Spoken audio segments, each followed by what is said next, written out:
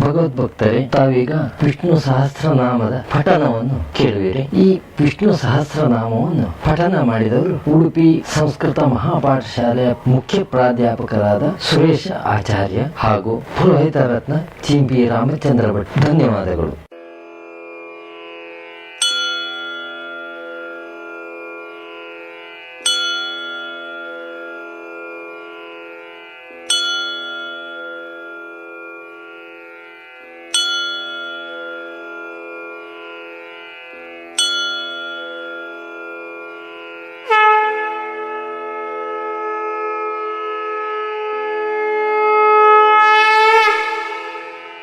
अतः श्रीविष्णुसहस्रनामस्तोत्रम्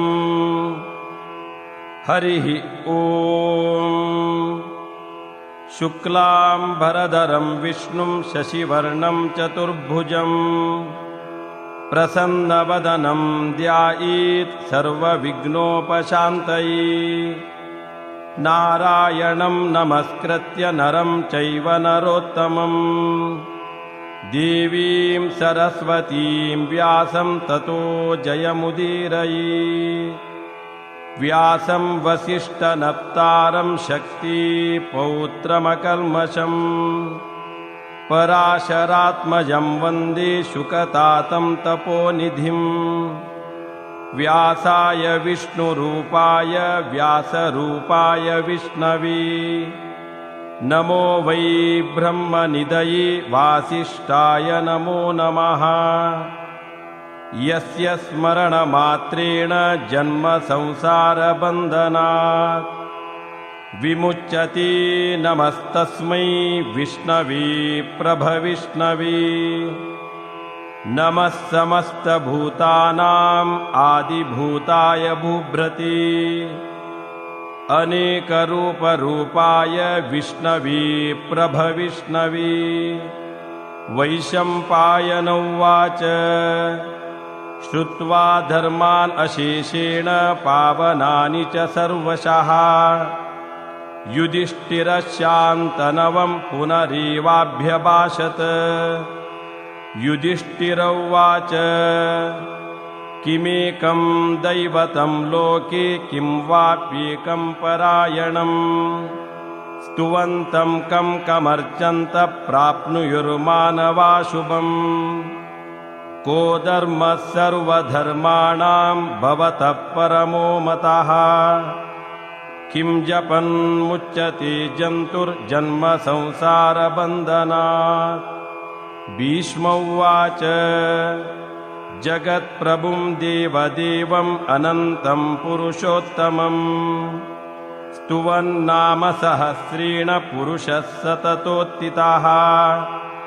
तमेव चार्चयन्नित्यं भक्त्या पुरुषमव्ययम् ध्यायं स्तुवन्नमस्यंश्च यजमानस्तमेव च।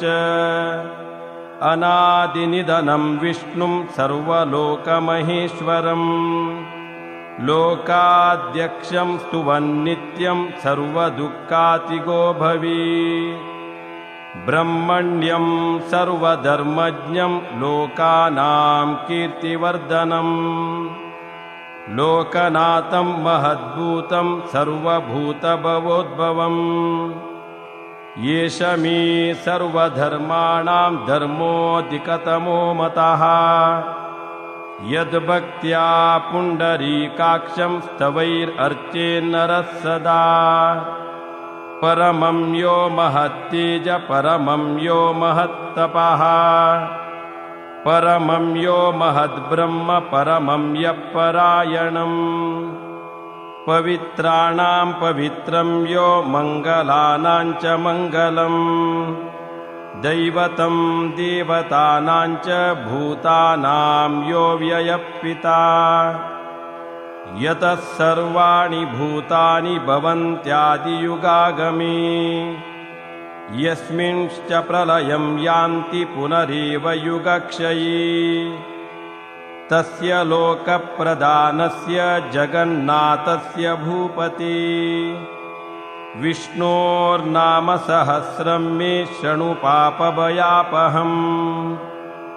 यानि नामानि गौणानि विख्यातानि महात्मनः ऋषिभिः परिगीतानि तानि वक्ष्यामि भूतये।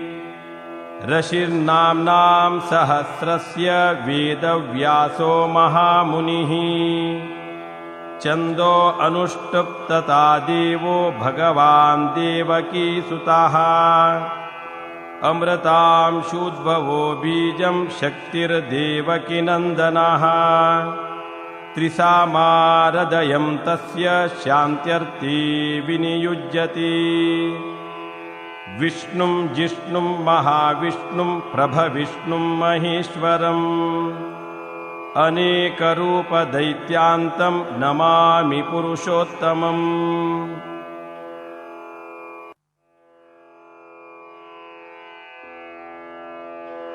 अस्य श्रीविष्णोर्दिव्यसहस्रनामस्तोत्रमहामन्त्रस्य श्रीभगवान् वेदव्यास ऋषिः अनुष्टुप्छन्दः श्रीमहाविष्णुपरमात्मा श्रीमन्नारायणो देवता अमृतांशूद्भवो भानुरिति बीजं देवकीनन्दनसृष्टीति शक्तिः उद्भवक्षोभणो देव इति परमो मन्त्रः शङ्खभ्रन्नन्दकी चक्रीति कीलकम् शार्ङ्गधन्वा गदाधर इत्यस्त्रम् रथाङ्गपाणिरक्षोभ्य इति नेत्रि त्रिसामा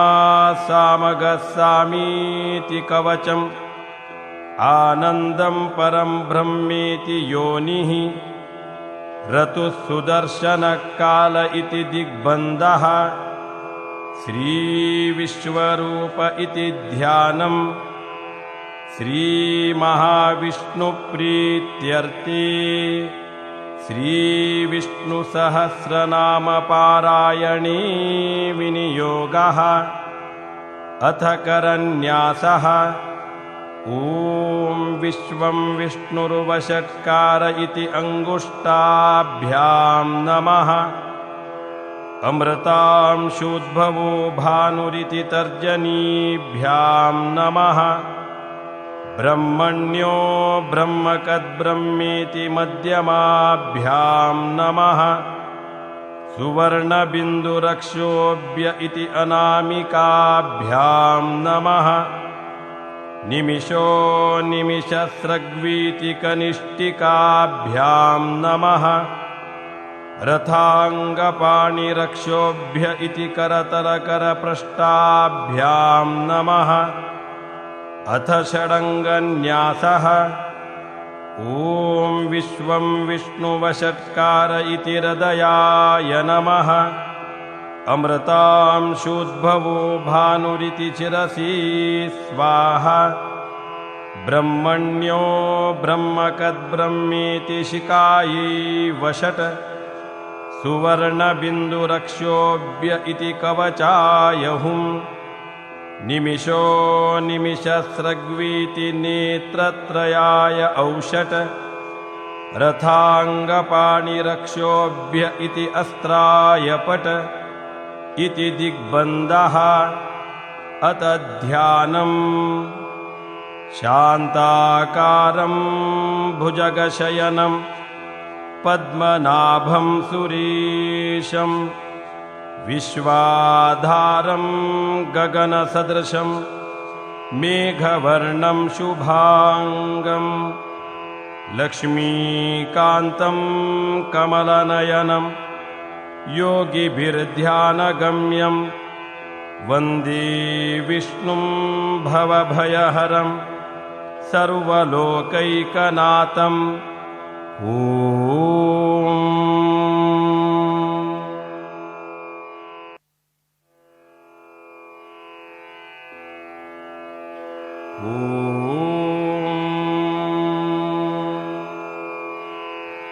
अथ विष्णुसहस्रनामस्तोत्रम् हरिः ॐ। विश्वं विष्णुर्वषट्कारो भूतभव्यभवत्प्रभुः भूतकृद्भूतभृद्भावो भूतात्मा भूतभावनः भूतात्मा परमात्मा च मुक्तानां परमागतिः अव्ययः पुरुषः साक्षी क्षेत्रज्ञोऽक्षर एव च योगो योगविदां नेता प्रधानपुरुषेश्वरः नारसिंहवपुः श्रीमान् केशवः पुरुषोत्तमः सर्वः सर्वशिवस्थाणुर्भूतादिर्निधिरव्ययः सम्भवो भावनो भर्ता प्रभवः प्रभुरीश्वरः स्वयंभू शम्भुरादित्यः पुष्कराक्षो महास्वनः अनादिनिधनो दाता विधाता दातुरुत्तमः अप्रमेयो ऋषिकेशः पद्मनाभोऽमरप्रभुः विश्वकर्मा मनुस्पष्टा स्थविष्टस्थविषिः कपिलाचार्यः कृतघ्नो मेदिनीपतिः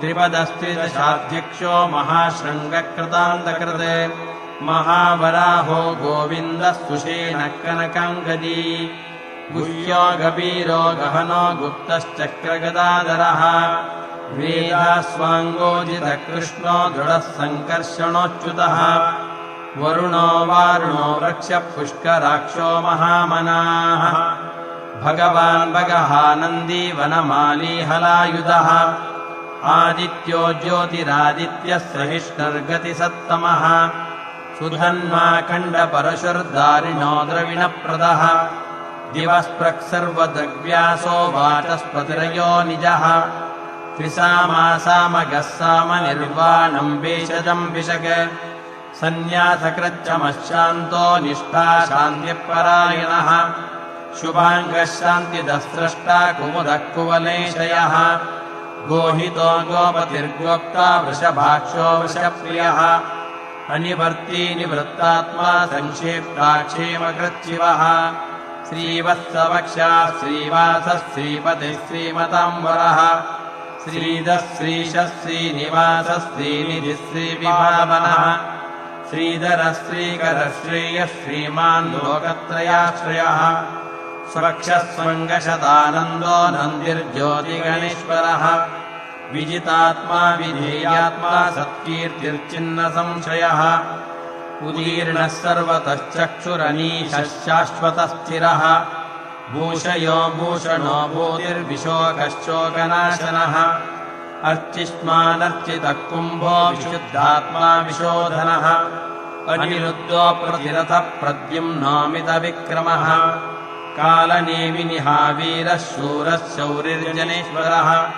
त्रिलोकात्मा त्रिलोकेशः केशवः केशिहा हरिः कामदेवः कामपालः कामी कान्तकृतागमः अनिर्देशवपुर्विष्णुर्वीरोऽनन्तो धनञ्जयः ब्रह्मण्यो ब्रह्मकृद्ब्रह्मा ब्रह्म ब्रह्मविवर्धनः ब्रह्मविद्ब्राह्मणो ब्रह्मी ब्रह्मज्ञो ब्राह्मणप्रियः महाक्रमो महाकर्मा महातेजा महोरगः महाक्रतुर्महायज्वा महायज्ञो महाहविः स्तव्यस्तवप्रियस्तोत्रम् स्तुतिस्तोतारणप्रियः पूर्णः पूरयिता पुण्यः पुण्यकीर्तिरनामयः मनोजवस्तीर्थकरो वसुरेता वसुप्रदः वसुप्रदो वासुदेवो वसुर्वसुमनाहविः सद्गतिः सत्कृतिः सत्ता सद्भूतिः सत्परायणः शूरसेनो यदुश्रेष्ठः सन्निवासः सुयामनः भूतावासो वासुदेवः सर्वासुनिलयो नलः दर्पः दर्पदो दर्पो दुर्धरोद्धापराजितः विश्वमूर्तिर्महामूर्तिर्दीप्तमूर्तिरमूर्तिमान् अनेकमूर्तिरव्यक्तः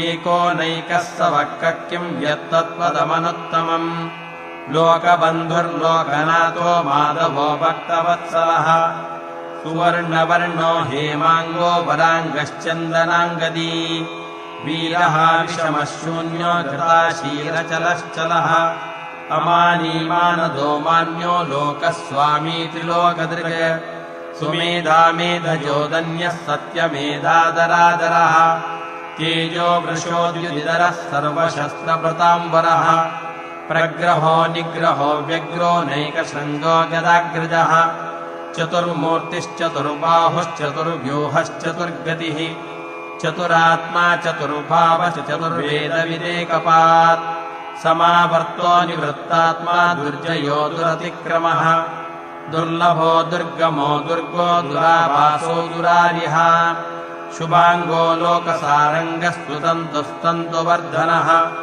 इन्द्रकर्मा महाकर्मा कृतकर्मा कृतागमः उद्भवः सुन्दरः सुन्दो रत्ननाभः सुलोचनः अर्को वाजसनिःशृङ्गी जयन्तः सर्वविजयी सुवर्णबिन्दुरक्षोभ्यः सर्वभागीश्वरेश्वरः महाहृदो महागर्तो महाभूतो महानिधिः कुमुदः कुन्दरः कुन्दः पर्जन्यः पावनोऽनिलः अमृतांशोऽमृतवपुः सर्वज्ञः सर्वतोमुखः सुलभः सुहृतः सिद्धः शत्रुजिच्छत्रुतापनः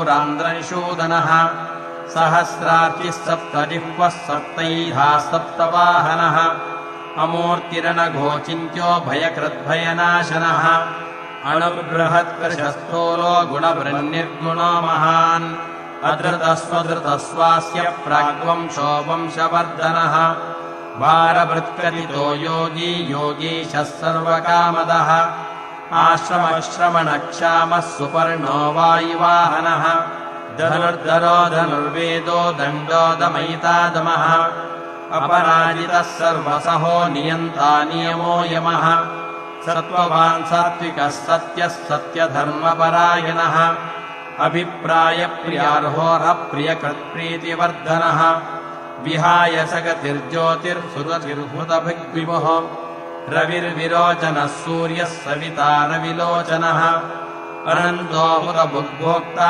सुखदो नैकदोऽग्रजः अनिर्विण्णः सदामर्षी लोकाधिष्ठानमद्भुतः सनात्सनातनतमः कपिलः कपिरव्ययः स्वस्तिरः स्वस्तिकृत्स्वस्ति स्वस्ति भुक्स्वस्ति दक्षिणः अरौद्रः कुण्डली चक्री विक्रम्योतिशासनः शब्दादिगः शब्दसः शिशिरः सर्वरीकरः अक्रूरपेशलो दक्षो दक्षिणक्षमिणाम्बरः विद्वत्तमो वीतभयः पुण्यश्रवणकीर्तनः उत्तारणो दुष्कृतिः पुण्यो दुःस्वप्ननाशनः वीरः रक्षणः सन्तो जीवनः पर्यवस्थितः अनन्तरूपोऽनन्तश्रीर्जितमन्युर्भयापहः चतुरस्रो गभीरात्मा विदिशो व्यादिशो दिशः अनादिर्भुर्भुवो लक्ष्मीः सुवीरो रुचिराङ्गदः जननो जनजन्मादिर्भीमो भीमपराक्रमः आधारनिलयो धाता पुष्पहासप्रजागरः ऊर्ध्वगः सत्पथाचारः प्राणदः प्रणवप्पणः प्रमाणम् प्राणनिलयः प्राणभृत्प्राणजीवनः तत्त्वम् तत्त्वविदेकात्मा जन्म मृत्युजरातिगः भूर्भुवः स्वस्तरस्तारः सविता प्रपितामहः यज्ञो यज्ञपतिर्यज्वा यज्ञाङ्गो यज्ञवाहनः यज्ञभृद्यज्ञकृद्यज्ञी यज्ञभुग्यज्ञसाधनः यज्ञान्तकृद्यज्ञगुह्यम् मन्नमन्नाद एव च आत्मयोनिः स्वयं जातो वैखानः सामगायनः देवकीनन्दनः स्रष्टा क्षितीशः पापनाशनः शङ्खबृन्नन्दकी चक्री शार्ङ्गधन्वा गदाधरः रथाङ्गपाणिरक्षोभ्यः सर्वप्रहरणायुधः सर्वप्रहरणायुध ॐ नम इति।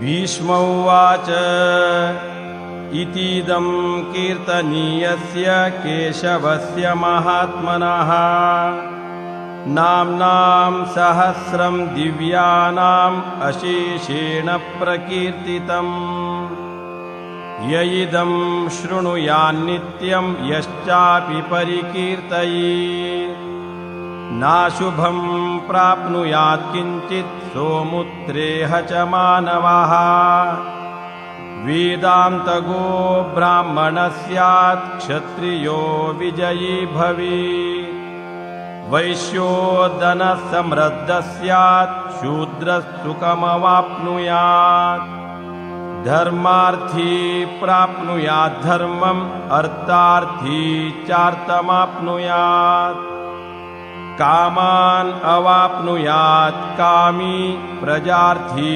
चाप्नुयात् प्रजाम् भक्तिमान्यः सदोत्थाय शुचिस्तद्गतमानसः सहस्रं वासुदेवस्य नाम्नाम् एतत् प्रकीर्तये यशः प्राप्नोति विपुलं ज्ञातिप्राधान्यमेव च अचलां श्रियमाप्नोति श्रेयप्राप्नोत्यनुत्तमम् न भयं क्वचिदाप्नोति वीर्यं तेजश्च विन्दति भवत्यरोको द्युतिमान् बलरूपगुणान्वितः रोगार्तो मुच्यते रोगात् बद्धो मुच्येत बन्धनात् भयान् मुच्येत भीतस्तु मुच्येतापन्न आपदः दुर्गाण्यतितरत्याशु पुरुषः पुरुषोत्तमम् स्तुवन्नाम सहस्रेण नित्यं भक्तिसमन्वितः वासुदेवाश्रयो मर्त्यो वासुदेवपरायणः सर्वपापविशुद्धात्मा याति ब्रह्म सनातनम् न वासुदेवभक्तानाम् अशुभं विद्यते क्वचित् जन्म मृत्युजरा व्याधि भयं नैवोपजायते इमं स्तवमधीयानः श्रद्धा भक्तिसमन्वितः युज्येतात्मसुखक्षान्ति श्रीदति स्मृतिकीर्तिभिः न क्रोधो न च मात्सर्यं न लोभो नाशुभामतिः भवन्ति कृतपुण्यानां भक्तानां पुरुषोत्तमे द्यौः स चन्द्रार्कनक्षत्रा खं दिशो भूर्महो दधिः वासुदेवस्य वीर्येण विधृतानि महात्मनः ससुरासुरगन्धर्वं स यक्षोरगराक्षसम् जगद्वशे वर्ततेदं कृष्णस्य सचराचरम् इन्द्रियाणि मनोबुद्धिः सत्त्वं तेजो बलं धृतिः वासुदेवात्मकान्याहुः क्षेत्रं क्षेत्रज्ञ एव च सर्वागमानाम् आचारः प्रथमं परिकल्पते आचारप्रभवो धर्मो धर्मस्य प्रभुरच्युतः ऋषयः पितरो देवा महाभूतानि धातवः जङ्गमा जङ्गमं चेदं जगन्नारायणोद्भवम् योगो ज्ञानं तथा साङ्ख्यं विद्या शिल्पादिकर्म च वेदाशास्त्राणि विज्ञानम् एतत् सर्वं जनार्दनात् एको विष्णुर्महद्भूतं प्रत्यग्भूतान् अनेकशः त्रीन् लोकान् व्याप्य भूतात्मा भुङ्क्ते विश्वभुगव्ययः इमं स्तवं भगवतो विष्णोर्व्यासेन कीर्तितम् पठेद्य इच्छेत् पुरुषः श्रेयः प्राप्तुं सुखानि च विश्वेश्वरमजं देवं जगतः प्रभवाप्ययम् भजन्ति ये पुष्कराक्षं न ते यान्ति पराभवम् न ते यान्ति पराभवम् ॐ नम इति। अर्जुन उवाच पद्मपत्रविशालाक्ष पद्मनाभसुरोत्तम भक्तानाम् अनुरक्तानां त्राता भव जनार्दन। श्रीभगवानुवाच यो मां नाम सहस्रेण स्तोतुमिच्छति पाण्डव सोऽहम् एकेन श्लोकेन स्तुत एव न संशयः। स्तुत एव न संशय ॐ नम इति। श्रीव्यास उवाच वासनाद्वासुदेवस्य वासितं ते जगत्त्रयम् सर्वभूतनिवासोऽसि वासुदेव नमोऽस्तु ते। श्रीवासुदेव नमोऽस्तु त ॐ नम इति। पार्वती उवाच केनोपायेन लघुना विष्णोर्नाम सहस्रकम् पठ्यतेर्पण्डितैर्नित्यं श्रोतुमिच्छाम्यहं प्रभो।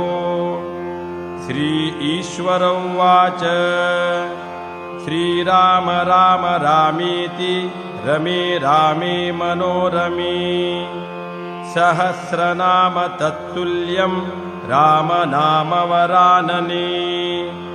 रामनाम वरानन ॐ नम इति।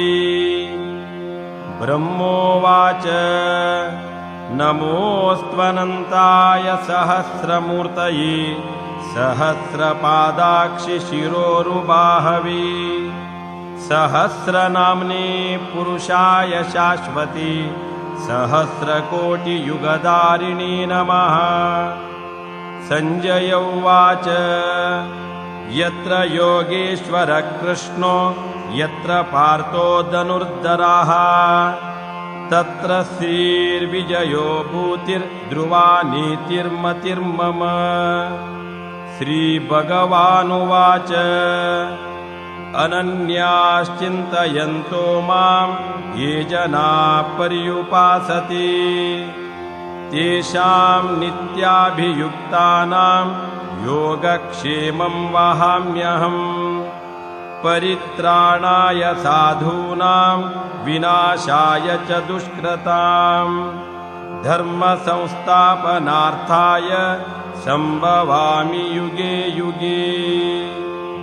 आर्ता विषण्णा शिथिलाश्च भीता घोरेषु च व्याधिषु वर्तमानाः संकीर्त्य नारायणशब्दमात्रं विमुक्तदुःखाः सुखिनो भवन्ति। विमुक्तदुःखाः सुखिनो भवन्ति। श्रीकृष्णार्पणमस्तु। ॐ शान्तिः शान्तिः शान्तिः। ॐ